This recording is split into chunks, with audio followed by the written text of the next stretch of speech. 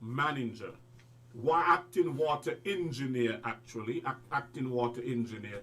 Mr. Williams is also a hydrogeologist, which means that he's a specialist with water, on water.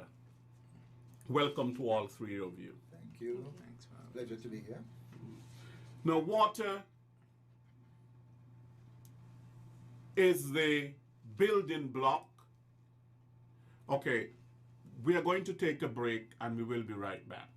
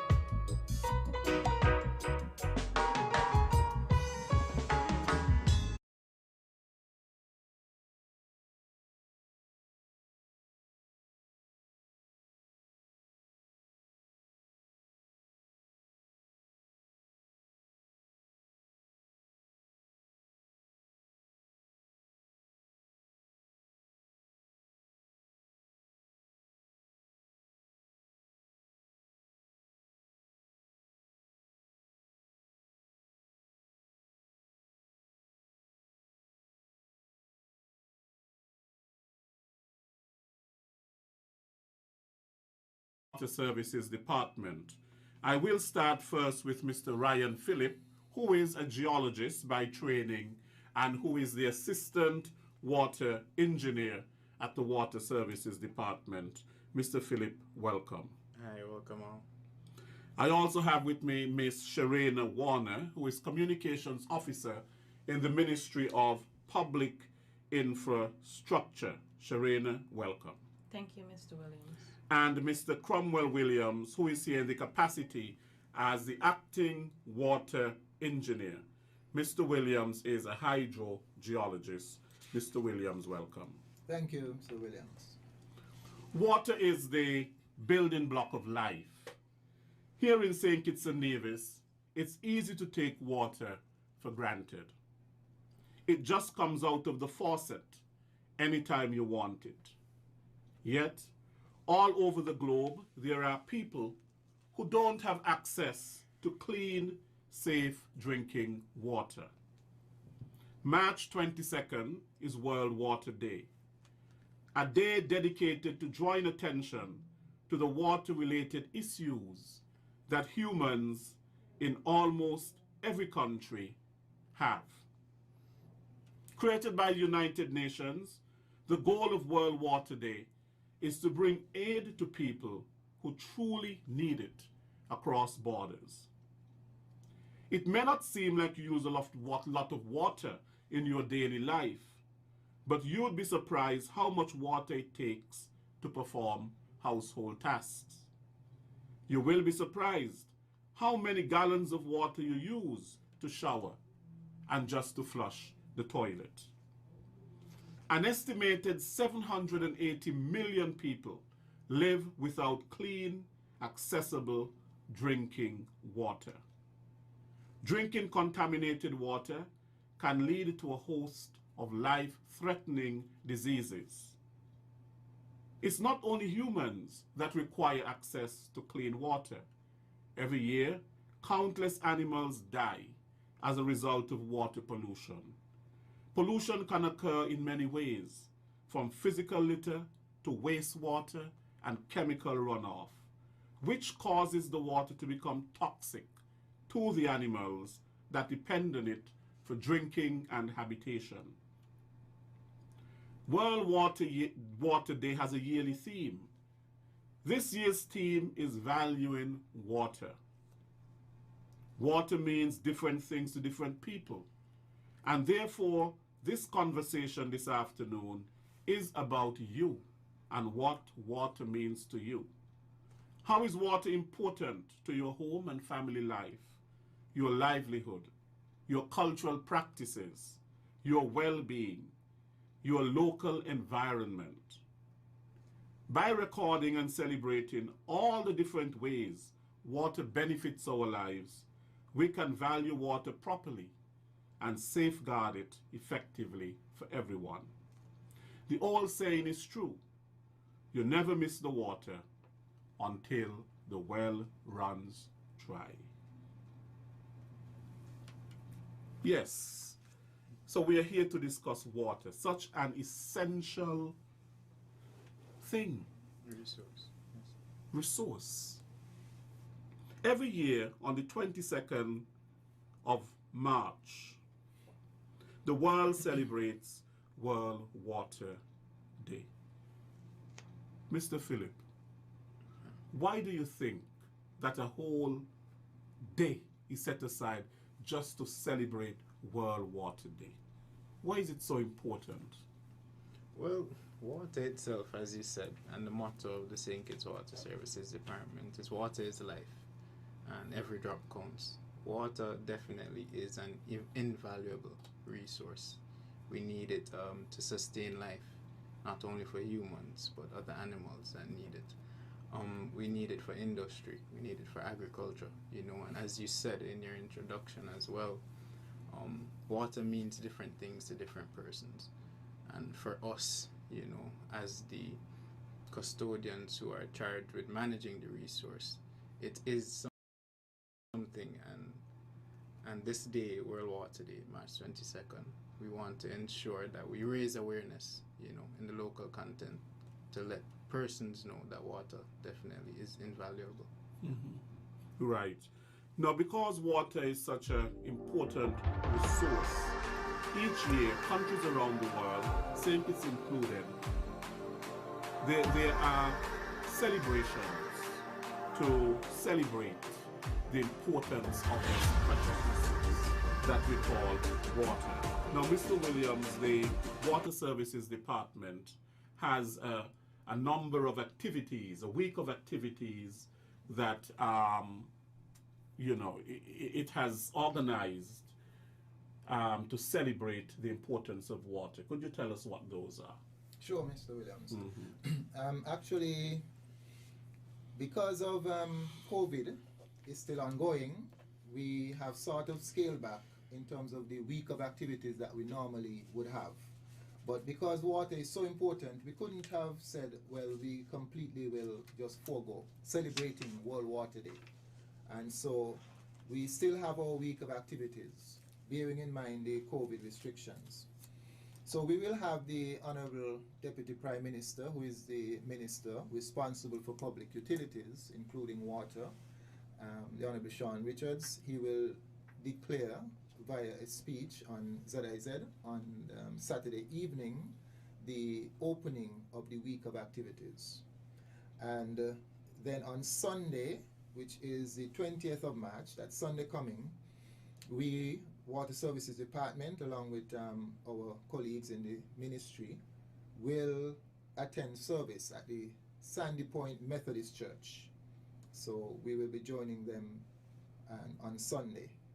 On Monday and Tuesday, we have basically like our open day, where we will have some things on display at our offices, mainly at our main office at Neesmas, where persons from the public are invited to come in and interact with us, see some of the things that we do behind the scenes to ensure that water is produced and provided to the public. So that will take place on both Monday and Tuesday. We want to zero in, as always, especially on things like conservation, because we live in a small island. We have limited and a finite supply of water, and as we continue to develop and expand, the demand on that limited supply of water increases. And so it is very important that each and every one of us understand that with every passing year, it becomes more critical for us to conserve the water that we have. And so we always have ready to share with the public such information regarding conservation. On Wednesday, we will be in Independence Square, and we will be again providing information. We are going to have a competition amongst our staff. They will be demonstrating how they actually make the water connection that comes into your premises. And we will also use that opportunity to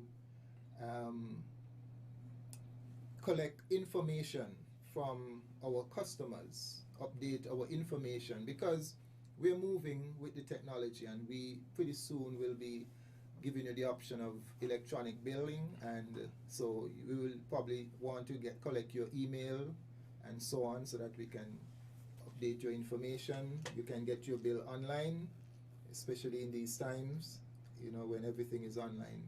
We want to do that as well. On Thursday, on Wednesday, we also will be relaunching our website, which is www.water.gov.kn. We will be relaunching our website, and as well as our Facebook page. And so we're giving the public more opportunity to interact with us and to gain valuable information. On Thursday, we will be releasing some videos which will be highlighting the theme for this year, which is valuing water. So as I think Mr. Ryan already said it, and you said it, Mr. Williams, in your introduction, valuing water, different persons value water in different ways. And so we are hoping to get some feedback from different users of water, saying what value they put on water, what it means to them.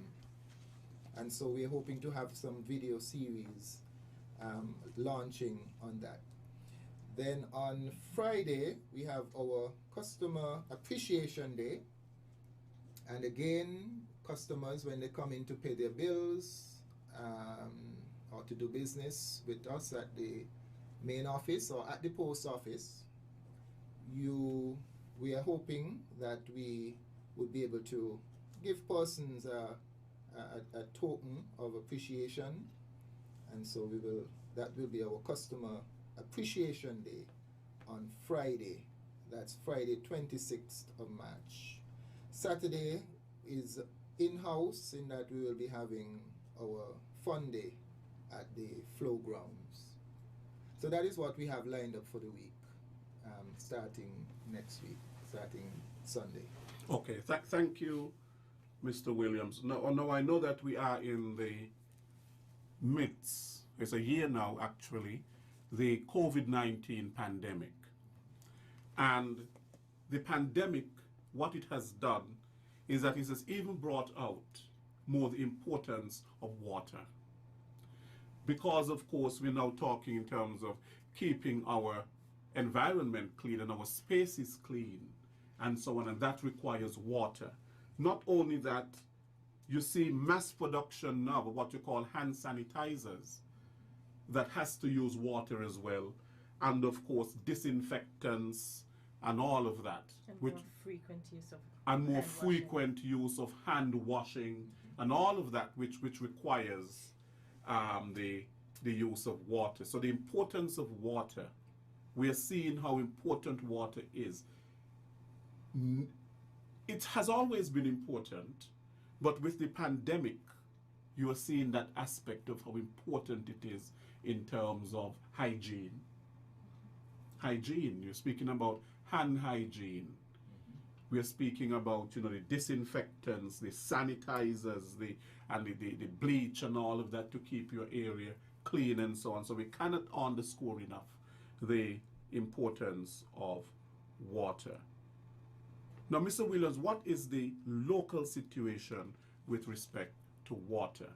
Because I know that you mentioned it, over the years, we have seen some growth. And with growth, of course, comes additional demand. And do we have the supply to actually meet that demand when it comes to water? That is the million-dollar question, Mr. Williams. Of course, from the government standpoint, the government will always see it as its responsibility to ensure that we endeavor to meet the demand for water, potable water, for purposes mainly inside of the home. But then there's also non-potable demand for water, such as agriculture and some industries. For instance, it is my understanding that some of the companies that manufacture blocks or concrete use quite a bit of water, and they don't necessarily have to use potable water, or water that is of the highest quality. But so it is important that we understand that there are competing uses for water, but there are some that probably are more equal. So for instance, if we have to choose between water for agriculture, water for sanitation in our house, it's flushing our toilet, cooking our food and so on. You know, that is where, you know, sometimes we have that hard decision to make, you know, as to how do we prioritize the uses, the competing uses for water in an environment where we don't have vast supplies, okay? But we have been trying our best to keep up with the demand. I think that, unfortunately, when we look at the situation locally in St. Kitts, we are not in the position that we would like to be in terms of the amount of water that we have, the supply versus the demand. And I'm thinking in particular with some or most of the hotels that are not operating or operating at capacity, and we're just barely getting by. I think if we were having a booming tourism season, we will be in an even more critical situation. So the long and short of it is that right now our supply and our demand are very, very close. And it is not, we need to have a certain amount of redundancy. We need to have excess water because our supply depends on, daily our supply depends on equipment, pumps that are in the wells. And when pumps need electricity, when electricity goes or a pump fails for whatever other mechanical reason, we need to be able to still have enough water in storage in our reservoirs. And unfortunately, we're not in that situation. We're not in that position right now. So we do need to continue to develop additional groundwater supplies. We need to continue to drill. And in that vein, as we speak, we are pursuing that. Matter of fact, I think it's tomorrow or today, we expect two hydrogeologists to arrive from the US because we have recently signed a contract with a company to continue our well drilling program. So persons are arriving as we speak, and in the coming weeks and months, we will be continuing our well drilling program. What happened to Bead? Same company, Bead. The same company. Bead, yes, Bead, yes. So that is ongoing, which hopefully, you know, in months to a year, we would have improved our supply. But anytime I speak of supply, I also speak of demand control, because in St. Kitts we waste a lot of water, and we cannot continue with that culture that we have a lot of water in St. Kitts. We might have a lot of water, but we have a lot of uses for it. And we don't have enough water for the uses that we have, because we have the farmers who are coming to us and they're saying, government says agriculture is important and food security is important. We cannot continue based on rain-fed agriculture. We need a regular supply of water. And one farmer with a plot of land, maybe a quarter acre or 1 acre, one farmer with 1 acre plot of land can use as much water as maybe 20 or maybe 50 households. So therein lies the challenge. If we are really to develop wholesomely and sustainably, including agriculture, we definitely don't have enough water. You know, Mr. Williams, last week I have had on my program Mr. Osman Petty, who is the permanent secretary in the Ministry of National Security, and retired Major General Stuart Saunders, who is our national security advisor. And they were looking at the national security strategy, which has had its blessing from the cabinet. And they were looking at the threats to national security. And one of the threats to national security was food and water security, which is so important, because if we don't have enough water, supply of water to meet the demand, we are dealing here with a national security problem. And if we don't have enough water, we are dealing with a food problem. Because you correctly said the connection between water and agriculture, not just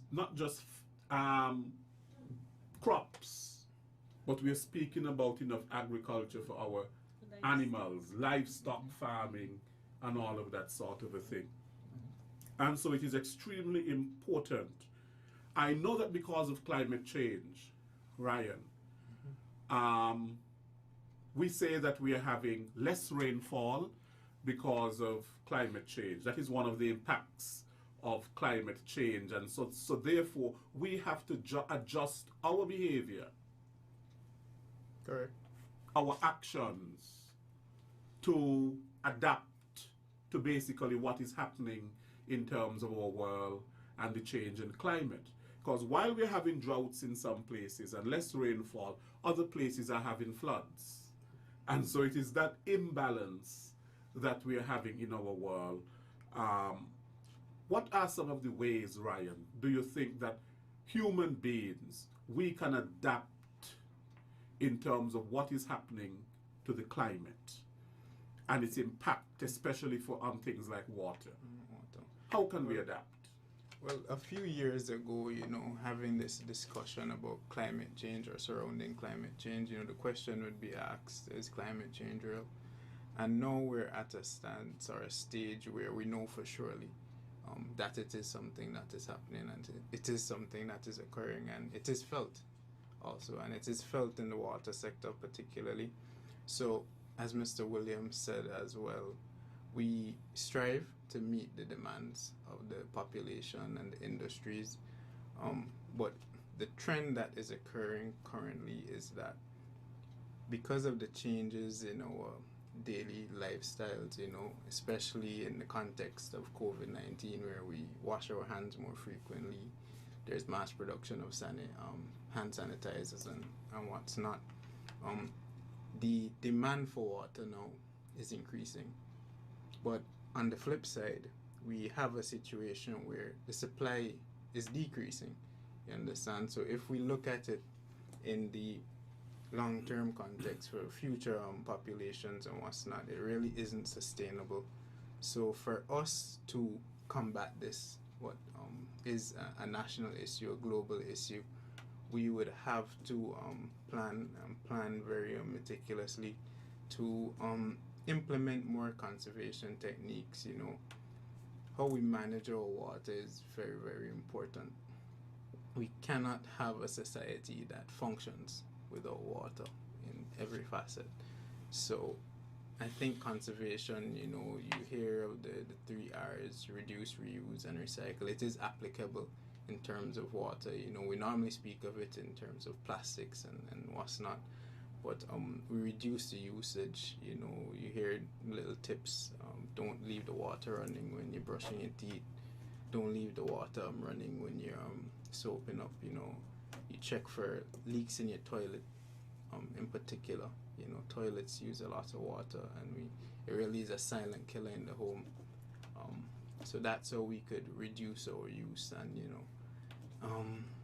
we really need to look at it from what we would term a multidisciplinary approach, because water, it affects every sector, and we can't solve the problem by ourselves, even though we are the managers of the resource locally. All of us individually are water managers. The way that you manage the water in your house, very, very important. We can set things in place, but it is for all of us as individuals, to really put things in motion. There are other resources. Let's look in particular at electricity. It is a utility as well. Electricity isn't finite in the sense that water is finite. If it is that I'm a wealthy person and I decide, all right, I don't need a supply from Skellig, I'll have a generator attached to my house. I will fuel it every month, and I'm good. I'm off the grid. That cannot happen with water. You have to come through us. You know, we have to make sure that your water is used sustainably. If there are leaks internally, you know, it is something that doesn't just affect us. It affects our entire distribution system. It affects the resource in general, because water is something that I said is managed by all of us. And I think it's important for all of us to view ourselves as water managers, you know. So just the little things that you think may not count, you know, reporting leaks. If you see water and if you see a neighbor washing their car, you know, every morning, it's not sustainable, you know. As I would have mentioned in the beginning, you know, our daily operational cycles, they've changed as we have become more developed, you know. Persons nowadays, they want to have the best lawns, they want their vehicles to be clean, they want their house to be clean. Sometimes you drive around and you see persons washing down their house, or washing down their roofs, or washing, you know, it doesn't matter. But these practices, you know, we really have to stamp down on them and ensure that, hey, you let people know water isn't infinite. We don't have an abundance of water. That isn't the case anymore. And you really gain that appreciation, and you truly value water, which is the theme for this year, which I think is a very timely one. And that in itself, I think, would go a long way. Just having persons understand, all right, it is my responsibility to ensure that nationally, you know, we have enough water to supply agriculture, industry, whatever the case may be. So, yes.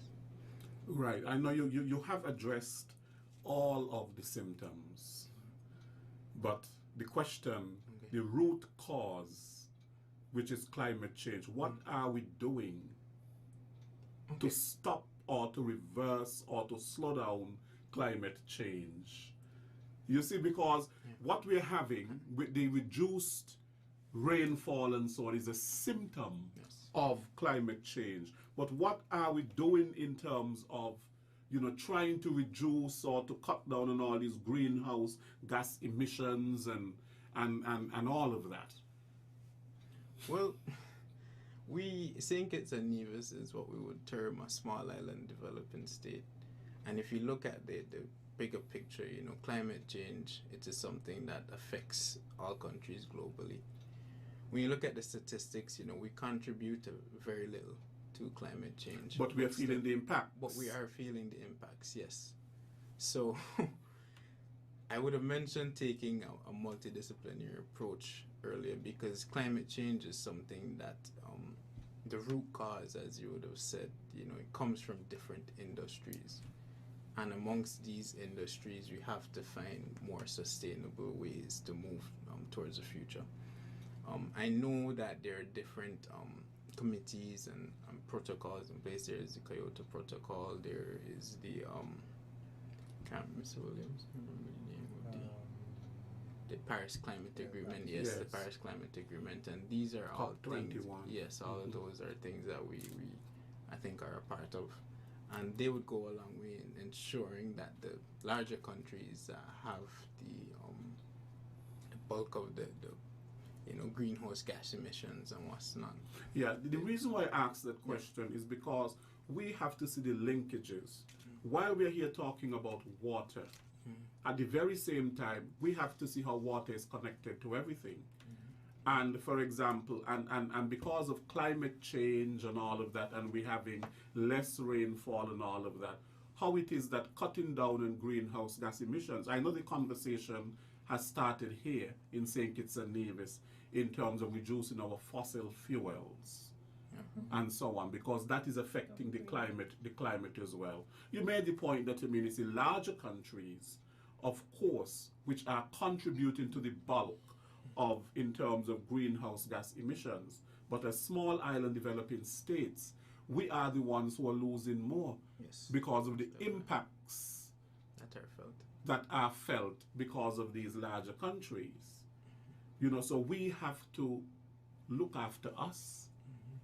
We have to look after look after us as best as possible. Now, Sharena, all that is being said in terms of water conservation, water wastage, helping people to understand the value of water, because we are speaking about, especially this year's theme, value in water. What sort of a communication strategy does the Ministry of Public Infrastructure, Water Services Department have in terms of taking that to the people in terms of value in water? Thank you, Mr. Williams. I'll begin by looking at what we're doing as a part of World Water Week. And Mr. Williams would have mentioned that one of the things that we would want to do is to get some videos publicized. And we believe that it doesn't really require adults alone in terms of education. We want to start from the very young. And so we are tailoring some videos that we're partnering with our stakeholders, users of water, major users of water, to ensure that persons can see from the various perspectives the different value of water. And that is just one of the ways in which we will want to do our education. As well as he would have also mentioned that we are relaunching our Facebook and websites. And so persons can use, instead of just wondering or pulling information from here and there as it relates to water, if for the local context, they can refer to our page. They can go to our website and have timely information, up-to-date information. And then I think the last time I was here, I mentioned to you as well that we'd want to go into instant messaging. And so rather than simply messaging persons to let them know when their water will be closed off, we'll also want to use that as an avenue to send out tips. And so Mr. Williams and Mr. Phillip would have highlighted some tips already. Whether it is you see a leak, you identify a leak, or you notice something off with your bill. 1 month you notice that it is significantly higher than it normally is. We would encourage you to keep track of things like these, tips like those. You, as soon as you identify a leak, you don't just say, okay, well, I can just go in and query it and maybe I might just get it wiped off from my bill. But you immediately resort to contacting a plumber or even contacting us to see how we can assist or what suggestions we have to have you rectify the problem. And so those are some of the things that we want to do. And I think ideally, more so than just the website, the instant messaging goes a long way, because everybody has a mobile. I think everybody and their grandmother has a mobile. Sometimes two. Yes, exactly. And so those are some of the education strategies that we want to use, as well as we'd want to encourage persons to develop your own conservation strategies too. We're not saying that you should simply, like Ryan indicated, persons want to wash down their windows every weekend to keep down the dust. You know, some of us are into our homes like that. Or you want to wash down your vehicle. And yes, these are your prized possessions, no doubt. But there are other ways to go about it. We're not saying completely cut it out. But you can fill a bucket. And that way you can control how much water you use. You could say, okay, it requires 2 or 3 buckets to wash my car. But to have a hose running constantly with no sort of concern for how much water you're using is sort of a very, I don't want to say ignorant, but for want of a better word, way to be operating. Well, you use the correct word, which is ignorant, because ignorant means a lack of knowledge. Because if you were really, if you had the knowledge and the conscientiousness, Yes. and awareness Of the consequences. that of what is you're actually doing, you will not do it. Of course. You see, I think that Mr. Williams, in St Kitts, water, or the price of water, what we pay for water, is relatively cheap, and that people have come to learn that what is cheap is probably not valuable, and that is probably part of the problem. You see, people want the most expensive sneakers and they want the most expensive phone, and they think that only what costs a lot is to be valued. Would you agree with that? Given the scenario that I just presented, Uh, Definitely, Mr. Williams, and no conversation about water and valuing water can be complete without talking about the price of water. But as we have indicated, when we're talking about valuing water, we're not just talking about the price. We're talking about what it means to you. If you are just someone at home, you know what happens. Sometimes water goes, sometimes electricity goes, and many persons will say, I prefer to actually go without electricity for some time than going without water. I would prefer, as important as the internet is in today's world, some people will say, I could live with my internet going down, for some time, rather than being without water, because water is health, and it is so important. If you can't flush your toilets, some people start panicking.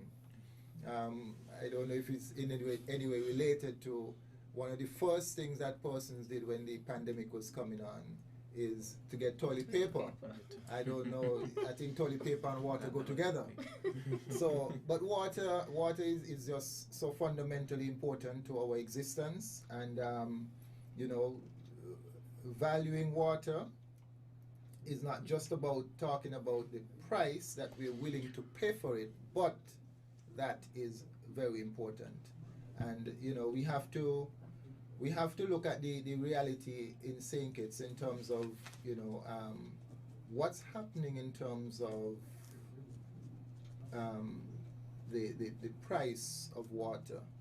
I will be quick to add that the last time the rates were increased in St. Kitts was 2001. That's 20 years ago. And if you look at the cost of inflation and cost of living, I don't think anything else in St. Kitts would have not increased in price in the last 20 years.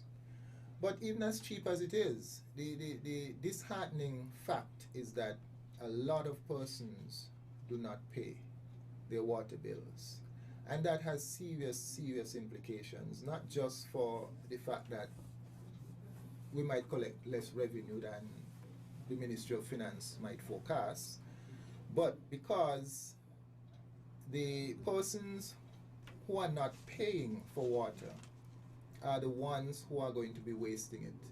Because if you're not, and Sharina used the term track usage, if you are not tracking your usage, if you're not even opening your bill every month and realizing, wow, last month I used 5,000 gallons.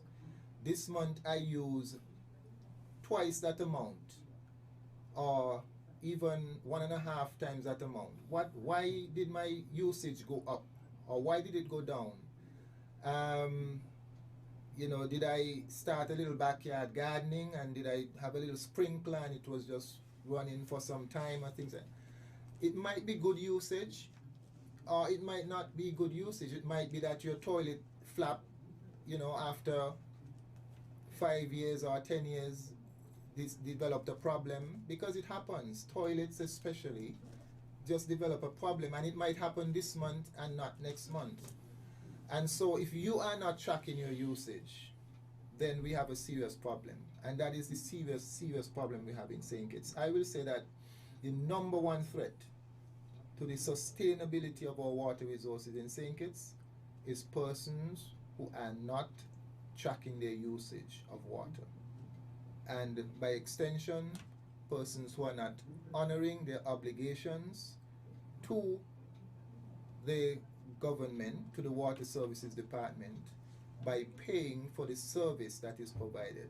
You're not paying for the water. Yes, the water is God's water, but there are over 100 employees who work as a team to provide a service, to capture that water, to treat it, and to channel it into your homes. And I will say, when the month end comes, the first bill, the very first bill that you should pay should be your water bill. Right, and Mr. Williams, I think that the team the theme is very apt, value in water. Because if we really value the water that we use for we use it for so many things. We use it for our families, how to perform household tasks, for hygiene, and so on. Then we will pay for it. It's not much. Certainly is not.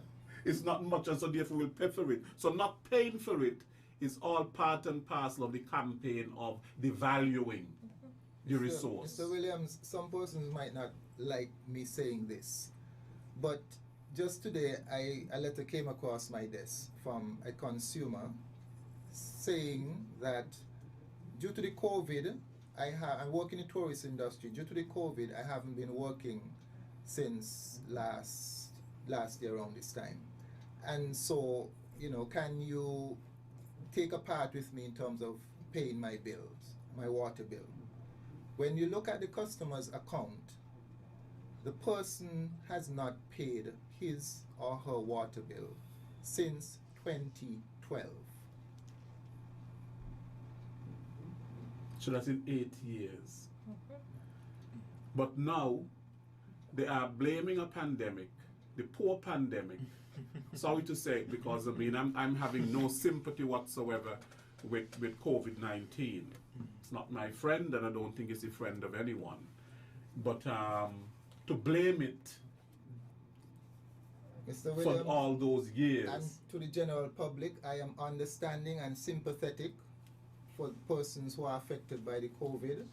But if this is going to be our attitude towards water, that we're not going to track our usage, then we are going to have a water crisis in St. Kitts. If persons do not wake up and start realizing that every month you're supposed to get a water bill, you're supposed to open it, you're supposed to see how much water you're using, you're supposed to have an idea as to how much you should be using.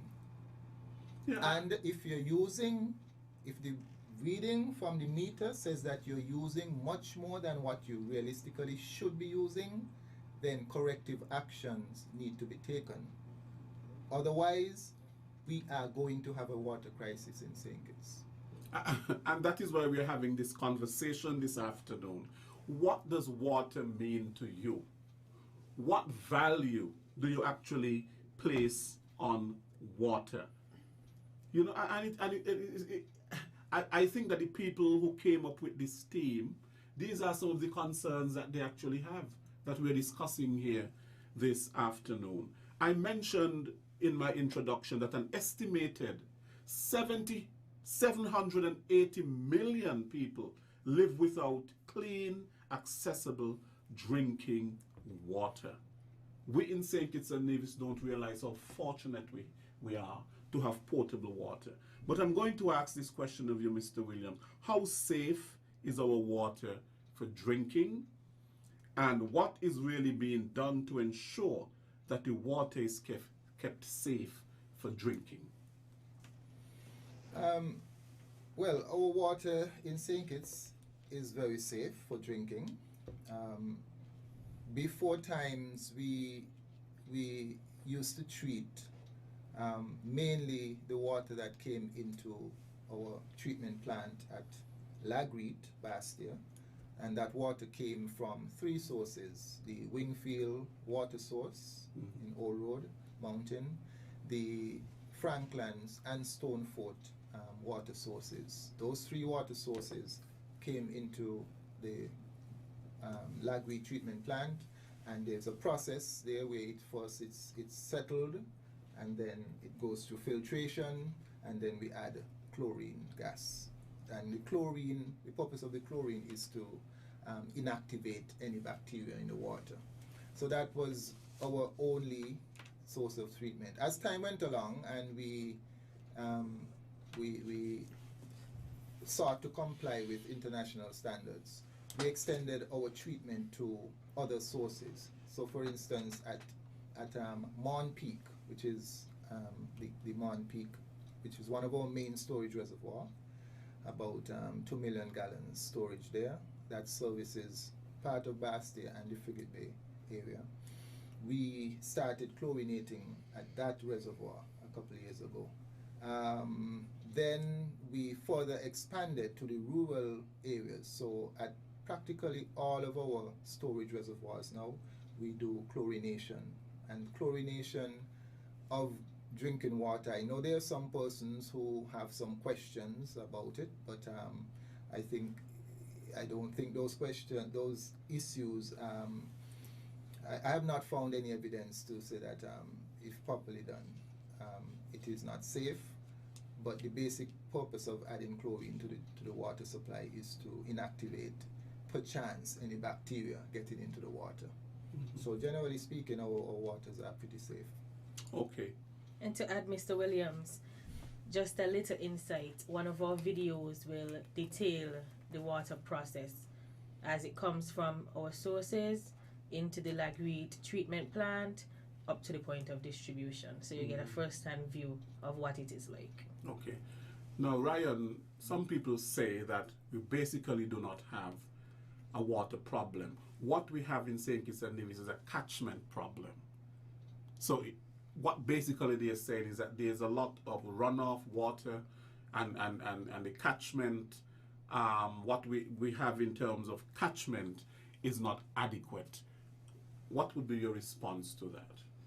Well, my short response to that would be you would need to have water to supply these catchments. And as you would have indicated, the supply, as you mentioned, climate change and less rainfall, the supply that we have right now wouldn't be adequate in some areas to fill these larger reservoirs. So what we're really looking at now is, as Mr. Williams said, continuing our well drilling campaign to find more water. And I think that essentially is the first step that we would have to take. So we find more water, and then we may be able to say, all right, we can build another 500,000 gallon tank in a certain community. But as it stands, we struggle to fill the smaller tanks that we have. So if we do construct larger tanks, that I would add, very expensive endeavor, it may not, help the situation that we're faced with today. Just to add as well, we get 70% or thereabout of our water from groundwater and about 30% from surface water. So Wingfield, Stonefort, Franklands, that's where we get surface water coming in. And then we have about 30 well sites around the island that produce from, I think the max around or just over 350 imperial gallons per minute, to some of them producing 25 gallons per minute. And if we are really, to look at the system and to look at how, the little intricacies of it, it may not be feasible, as I said before, to have larger tanks in certain communities, because the community may be fed by a 25 gallon per minute well. And if we have a tank that, let's say, 500,000 gallons or 1 million gallons, it would never be full. You understand? And so the short answer, as I said to your question, is no. I don't think it is that we have a storage problem here. It is that we have to find more sources of water, and we also need to reduce our use of water as well too. Yeah, in some countries, I know that St Kitts and Nevis, we are mountainous. There are some countries in the Caribbean that their terrain is very flat, and a lot of our rainfall takes place in the mountains because of relief action, relief rainfall, and that is why perhaps the water sources are in the mountain, because even when it's raining in the mountain, it's not raining on the lowland because of that geographical phenomena of the relief action, hot air rising up the mountain and then cooling, condensing, and rainfall taking place. Now in those countries that are very flat, countries like Barbados, countries like Antigua, countries like Anguilla and so on, because they realize, because of they're having less rainfall because of their geography and all of that, they have tanks. They build with cisterns. Do you think that the time has come for people in St Kitts and Nevis to consider that? Yes, but what I will say to your point as well is you mentioned 3 islands: Barbados, Antigua, Just a few. It may not be exhaustive. and Anguilla. And what's so special about these countries is their geological formation, their geological makeup. In St. Kitts, as I said, we get 70% of our water from groundwater, what we consider aquifer. And an aquifer is basically a permeable layer of rock that water can transmit through. In these other islands, their geology is predominantly limestone.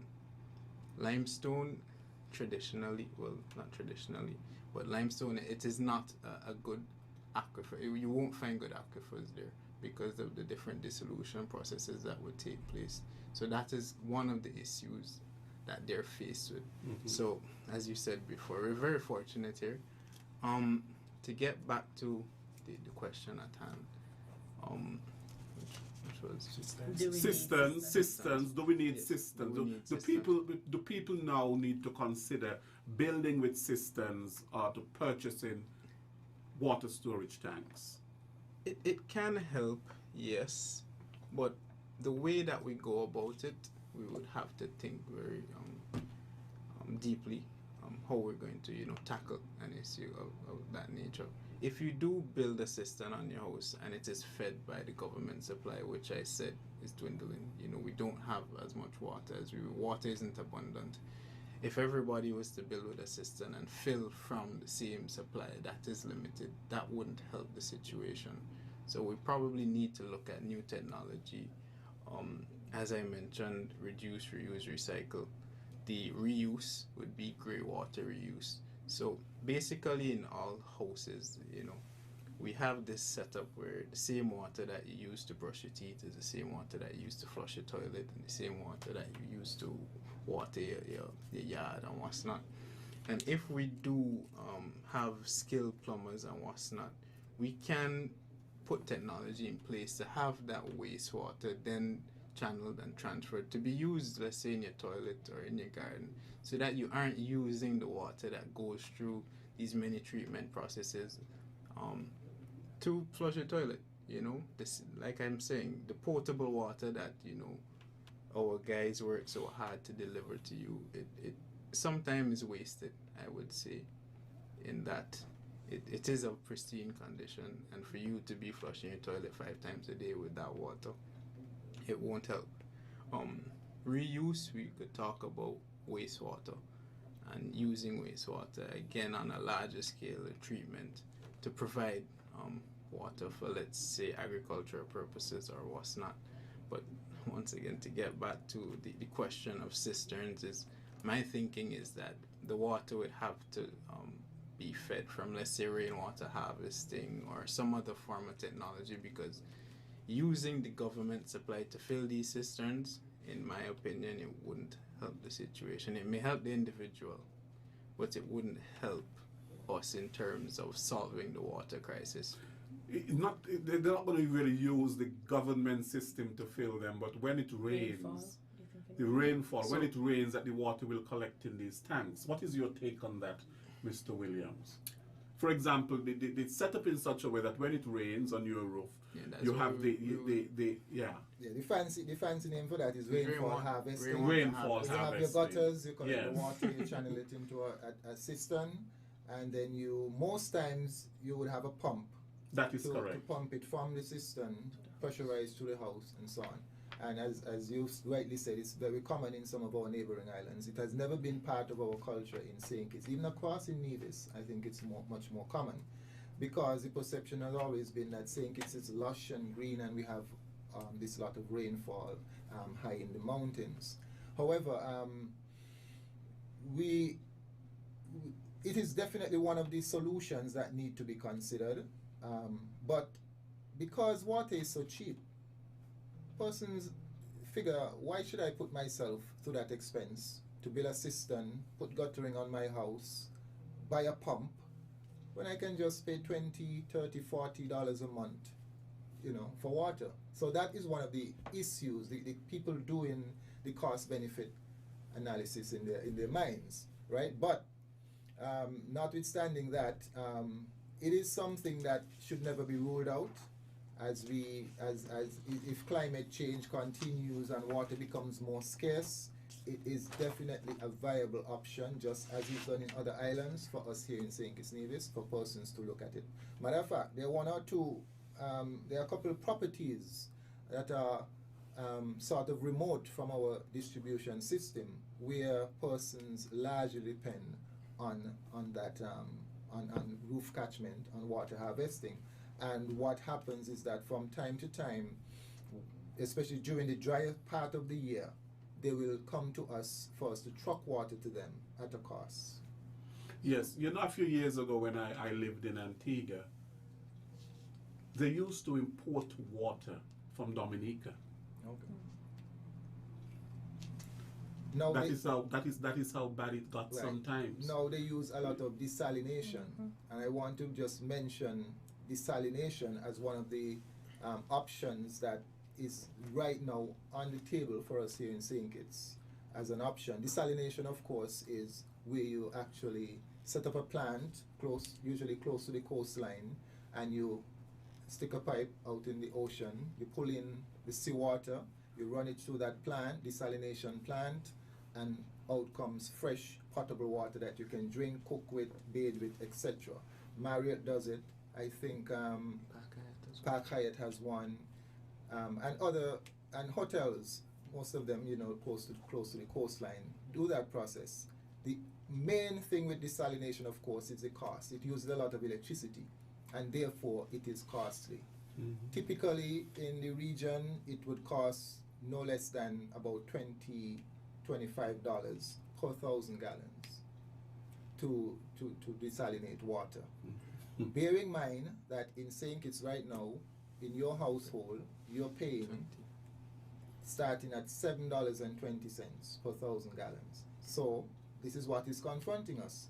We don't have a water problem in St. Kitts. We have an economic problem, because the whole ocean is there. We could just desalinate. There is no shortage of water there, but it's the cost. Is the government going to pay a developer or investor who comes in and put down a desalination plant? Is going to pay him $20 or more for 1,000 gallons and then distribute it to our houses for $7.20? So we have. I asked the question before about the safeness of our water for drinking, and you said that our water is very safe for drinking. And I am trying to see the correlation between, if our water is so very safe for drinking, why have we developed this fad for all of this bottled water that we are buying, this imported bottled water that we are buying, and adding, of course, to the plastic pollution that we have? it is just that, a fad. I drink my water straight from the tap, always have, always will. To be honest, to be quite honest, I used to until I went to school and I came back. And then it's only then having transitioned into drinking, because of course I was where the water was desalinated water, of course. So I was drinking bottled water. Right, and so then we have island purified water. We have to purify the water. But coming back home though, I tasted to be honest, I tasted the difference in the going back to drinking tap water. I felt like it felt heavy. I'm not saying that it something was off with it, but it just took me some time to get acclimated to drinking the tap water. And then I'm wondering, you have people buying up all of this bottled water and yet not paying their water bill. There's an irony to it, really. You're buying all of this bottled water and you're not paying your water bill. Anyway. But Mr. Williams, back to your question about the systems. like Mr. Williams would have indicated that there are persons in remote locations who use cisterns or other forms of catchment. It's not really a novel idea in St. Kitts. And the government had a pilot project where I think it was just last year they implemented some in the primary schools across the primary schools and secondary in Nevis and preschools across the federation. Right. So I guess it could be a step, a launch into the right direction. Right. We are going to go to the phone lines and to hear what people have to say. It's a very important topic we're discussing. Water, and especially, of course, the acting water engineer mentioned paying your bills and so on. The international number is 1-718-577-2916. That is 1-718-577-2916. And the local number is 465-2555. We await your calls. Okay. What are some of the ways in which we can conserve water? Because that is a whole part of the education campaign in terms of how we can. Working for you, good afternoon. Yeah, good afternoon, Leroy, and your guest there today. Yes. Good afternoon. Good afternoon. Hi, good afternoon. Okay, you all have a water tap in there to drink from? No, we don't. Well, that's where I drink my water from. Okay, good. For years, and I ain't gonna change.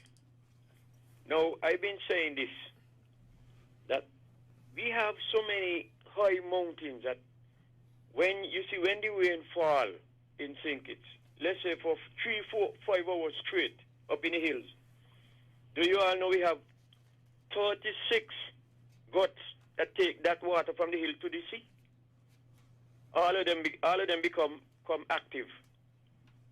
And a lot of the water that goes to the sea can be trapped if we would only build what you call some collectors. Whether you want to call them reservoir or dam. Because when it depends on where you build them and the distance that the water has to come from to reach that, they would not need any pump to put it into those reservoirs. It depends on the distance from the hill. And I believe in our land here, St. Kitts, all close to a lot of those guts, we could find wells if we would only go and search and dig. And the cistern business, it is important because look at St. Thomas. They don't have no mountain to bring the water. It's all houses in St. Thomas use cistern water. And like the projects, the government projects, what they do, they use the desalinated water in those projects. Because I used to go to a desalination plant in a hotel and collect water and distribute it to a special project down there. So the plant can work, and I think we should get one and have it working. It will do us good. But like you said, like the gentleman just said, I mean, everybody uses other things as first priority, but the water that you have to use, they don't remember it here because it's so cheap. So I wish that they could prioritize the water because we cannot live without water. Right. Unless we go into the cigar bed and night time and go sleep with the salt on my skin. Okay. Thank you so much. Okay then. Yes, but that point that he mentioned, he spoke about, I don't know if he counted them, but he seems to be knowledgeable. He said that there are 36, he actually gave a number, and that there's a lot of water that goes from the mountain right down to the sea. And we have all these guts, of course, that transport the water to the sea. And that water can be I don't doubt that there are 36 guts. I'm sure he's probably a student of geography. Of course, yes, that is something that we have thought of. What I think can be done is that some of these can be looked at for water, for agriculture. You know, whether or not it's possible to make some kind of dam for some of these. What we know is that our soil, because it is generally so permeable, you know, a lot of the water will percolate, but it is possible to line such catchment. I know agriculture actually did a few of them, but then there is a problem of siltation where all the sand that gets washed into that catchment, after a while, it has to be removed. And so it comes with a maintenance as well. When you have a dam, a natural dam like that, there's the maintenance aspect of it, which is important as well. So yeah, Oh, just yes. to add that, although they may be 36 running guts when we have heavy rainfall events, some of these guts, I'm sure, channel water to our coastal aquifers, you know, the Okay. recharge That's true zones as well. that That's we true. would have. So, you know, it isn't wasted in that way. It's not wasted, okay. No, it's not wasted. Because We have a connection. caller. Working for you, good afternoon. Good afternoon, Mr. Williams, Good afternoon. and to your panel this afternoon. Very interesting topic. Hi, good Good afternoon. afternoon. I just like to make one or two observations when it comes to water conservation. In our country, we continue to have more and more construction activities with large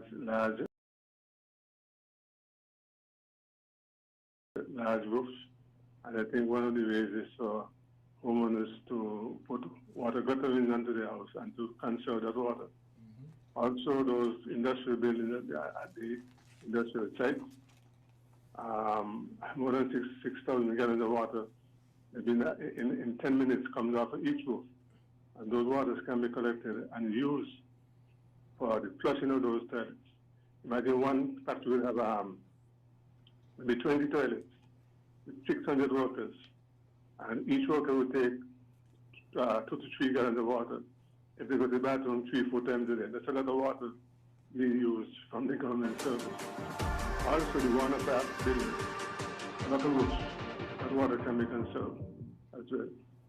And then also when the reservoir is overflowing, a lot of water runs from the reservoir straight onto the sea, comes down Greenlands, down to Westbourne Gut, into the sea. Those are ideas, those are things that we can look at, but we need to build more reservoirs at Lavute and such. Those are my observations. I trust they will be taken into good consideration. Yes. Thank you so much for your suggestions. Yes, that's very good suggestions. These large roofs that from which we can catch lots of water, and that water can be utilized, even if not for drinking purposes, or it can be utilized for flushing toilets, as he rightly said. And persons often do landscaping outside and so on. So that is something that persons need to become more aware of. You're right. Working for you, good afternoon. Good afternoon. Probably about 60 years ago, a little more, a little less, it had the Canadian government did do water drilling here. Right by upside Malaria and there. They do this first well thing, and the water run come down Palace Street, got hot. They had to close it off. The well is still there. Some time ago, not them, I believe we here, drill a well up above our earth, did live. And the water run down here hot. They had to close it off. That is too well there. A gentleman, an old man, used to work water department, watchman, over the well there, when the truck. And going into Old Road, who's turned up by Dr. Hodge, down there, they drill a well and they get water. And when you look, the water stops. They went factory from a gas and put in full truckload of gas in it. And up to now, they didn't get no more water.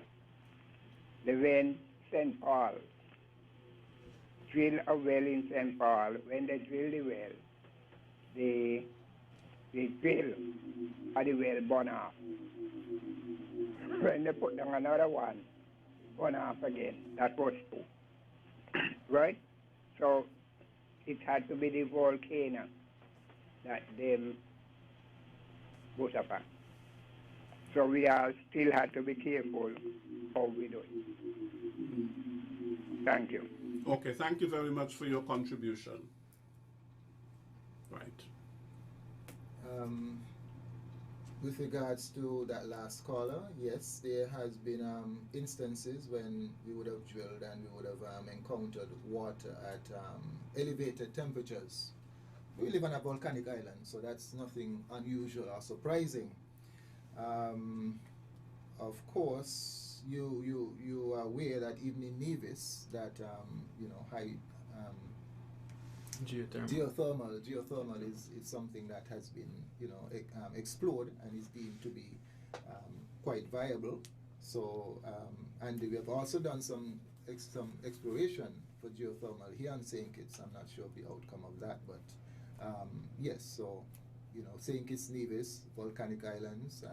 If you drill down to certain depths, in certain areas, you would get temperatures, water temperature that is elevated. But it's more the exception for us because we have about almost 30 active production wells, but to get those 30, we would have drilled probably nearly 100 wells all around the island.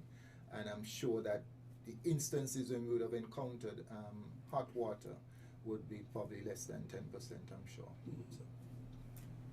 Right. We were talking in terms of conservation practices because a lot of the water wastage that takes place, there needs to be a level of awareness of how we utilize water. Yeah, of course. And the conservation practices that we have to implement in terms of cutting down on that wastage so that we can have more water for the things that we want to do. The important things. What are some of those conservation practices? But before Ryan probably go Certainly. To that, I want to say that it starts, like a lot of things in life, it starts up here or it starts in here. The head or the heart. That's why it comes to valuing water. That's why this year's theme is so important and so on point, valuing water. Because if you don't value something, you don't want to know about how to conserve it. That is correct. So it has to somehow we have to get to people either up here or in here that we need to start valuing water. Yeah, that whole thing, the value that you place on something or even someone. If you don't value someone, you treat that person anyhow. You abuse that person because you don't value. It's the very same thing. It's about abuse. And we are really abusing because we do not value. It doesn't have to be, it could be things, it could be resources, it could be people. From the minute you don't value, you abuse. And I think it comes back, as Mr. Williams would say, it comes back to paying your water bill. Once persons consistently pay their bills and track their usage and, identify leaks around their houses, that in itself would go a very, very long way. But basic tips that we would have mentioned before, checking your toilets for leaks. I wouldn't stress enough how important it is to check your toilets, make sure that the flap is fully down and there isn't water running. A simple trick that you can do is you put a little bit of dye on the top of the toilet, and if there is a leak, you would see the water change color inside the bowl, little things like that. Turning the water off when you're showering, when you're soaping up, these things, they may sound simple and you may hear them over and over, but they definitely go a long, long way in ensuring that we conserve as best as we can. Washing your vehicle, you don't use a hose to wash on your vehicle. That cannot be a common practice anymore. We have to start using buckets, the simple things, as I would stress, go very, very long way in ensuring that. But the thing with the hose is that some persons, when they're washing their car with the hose, while they're soaping the car, the hose is on the ground running, and it's nothing. They think they're not thinking that If they were paying for it, they may be Exactly. thinking that it. Yeah, but it's the very same thing when you're brushing your teeth. You're brushing your teeth, but the tap is running. And you're brushing your teeth and the tap is going. Worse when you're showering. Sometimes Yeah. you might pass by a construction site and, you know, a guy is, between the time when he's maybe mixing up Mixing some whatever, the cement. hose is just there running. Or you're showering and you're soaping, but you're soaping on the shower is still running. You know, and you correctly said, Mr. Williams, that it really has to start with a conversion and how we think. It has to be a paradigm. Yeah, and it has to be a paradigm shift. Cultural Really, change. You have to For see sure. water a like, cultural you shift. have to see water like blood. You know, when you see water wasting, it's like you have a cut and your blood is running out of your body. Because other than that, we will end up in some serious trouble. possibly- And I see heard it somebody refer to the ocean as blue gold. The ocean is blue gold. But look at what is happening to our oceans. Just on the Monday, I think was the 15th, we celebrated World Consumer Rights Day. And the very fact is water is something we consume. Yes. Working for you, good afternoon. Yeah, Les Roy and company, I'm back. Yes. Traveling is a school. Because when I first leave here and I went St. Thomas to live with my mother, there is where I went to school again. I learned how to use water and respect water. When I went in the bath the first week, I went down there to go bathe. I went in a ton and my mother said, no, so I go, you know. No, so this no St. Kitts. I had to bathe my whole skin with one plastic bottle, a gallon of water in the bath. Have a good shower with that. Rinse up and still put up some for tomorrow. 1 gallon of water. So I said, well. When I go back home, I'm going to tell people, do not waste water. Yes. It is important. It is very vital to our system. Respect it. That's Now, good. the next thing I would say, if some of these farmers, maybe not too big a farm, one that you could manage by yourself, you get an elevated tank in your farm, and, well, I don't know if we have any water truck here to pull water from the dam if we had it.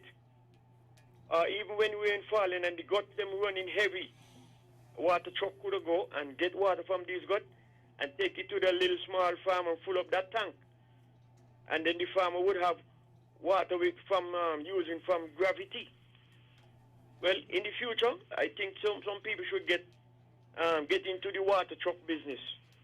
And we need, like the gentleman said, we need to utilize the water that comes from all those big, broad roof.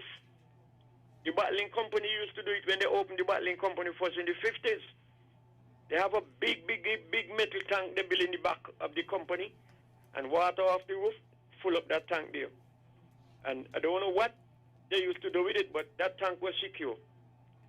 So we need to get into these water systems because we never know what's going to happen. We never expect corona, you know. Yeah. Oh, we better learn from that. Okay. Have more to come. Anyway, all the best. Yeah, thank you so much for your thing. So we have to look at, as I said, we celebrated World Consumer Rights Day on the 15th, which is this week, this week Monday. And part of the whole thing in terms of consumerism is that we really have to look at our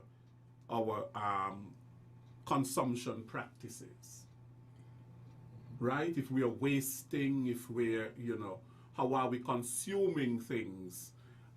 Because then how we are consuming speaks also to the sustainability of what we are consuming.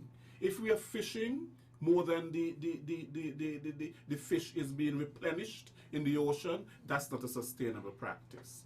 If we are using up more water and so much more water than we're able to collect and to harness and from the rainfall, that is not sustainable. So at the end of the day, you have to look at the sustainable practices. You were speaking about some of the ways in which we can conserve water. We're speaking in terms of people, bathing, washing their car, brushing their teeth, and the water is just flowing. Of course, because we have it in abundance. But yet, we never miss the water until the well runs dry. I always hearing that, and it's very true. And what does that mean?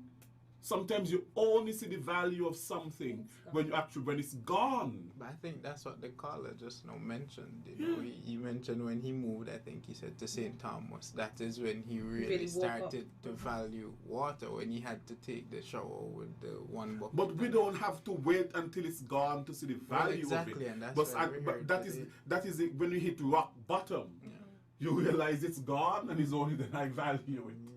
We can value it now, and I think that is the importance of this team. Mr. Williams, and another thing too, we would have tackled a lot in terms of valuing water, how we can conserve it, but one of the areas that we didn't touch on is the quality, how we treat the water that we have. And so another tip in relation to quality perhaps is to encourage farmers and persons with livestock not to rear them and those kind of things in close proximity to our sources. Pollution. Yes, because then it pollutes the water. So we are talking in terms of, again, this whole thing about water pollution. And pollution happening because of physical litter to wastewater and chemicals and so on that may be in the soil and all of that sort of a thing can actually pollute. Even the all-important Bastille Valley Aquifer over there in the Connery area, Ponds Connery area, sometimes you drive through there and you're amazed that some persons have chosen to, illegally dump their old refrigerators and machines and so on there, which is just... And isn't there a mechanic shop there? If you're going to be throwing away oil and all of that, that seeps into the soil and all that sort of a thing. Well, they should be monitored. And I know there was an effort some time ago to relocate them up to Shadwell, but I noticed some of them are still there. But they should be monitored to make sure that, they're not disposing of used oil and so on. And of course, we've always had this concern about clean drinking water. And, I'm not going to bring up all the debates that we've had about the school and all of that sort of a thing. But they did, and safe studies were done and so on, because, you cannot jeopardize, of course not, clean drinking water. What about things like low flow toilets? Low flow, in terms of, because I think we use a lot of water in terms of the flushing of toilets. Sometimes if you go to the bathroom 5 times, you flush 5 times. True. Do you have to flush 5 times, actually? I guess that's or can you flush after every 3 times you go, or whatever the case is? What's that? That's a sanitation versus conservation matter. That is a function of the price you pay for it. It's a function of the price you pay for it. Yes. If you're going for number 2, I suppose you can flush, but number 1, do you have to flush every time you go for a number 1? Again, sanitation over conservation. There's a saying, if it's brown, flush it down. If it's gray, let it stay. So if it's yellow, let it mellow. If it's yellow, let it mellow. Every time you flush, That's a common saying in countries and islands where water is scarce. If you were to go to, let's say, Antigua, it's not common to keep flushing the toilet every time. Right. So they have adapted because of the... Yeah, and that is the norm there. And we have to get there soon, and very soon. One of the callers, I think the last caller, used the word respect, because here we're talking about valuing water, and he used the word respect. And I think that, unfortunately, a lot of us don't respect water. We just don't respect water, and we need to start, respecting water and treat it with respect. If you value someone, you treat them with respect. That is correct. You won't abuse them. Yes. Yeah. Because abuse and respect don't go hand in hand. You can't tell me you love me and you respect me and you're abusing me. Yeah, I agree. And if some people believe that abuse is love, then they really need to get their head checked out. But and then the whole thing too, there has to be a cultural shift. You mentioned Mr. Williams, a whole paradigm shift, and it has to become a cultural norm in terms of this respect that we have for water, this valuing that we have for water. Yes. It has to be built into the But culture. we have to give persons the reason why. Mm-hmm. And you know, we mentioned, Ryan mentioned that about 70% of our water comes from wells on the ground, and of course 30% from the surface springs in the hills.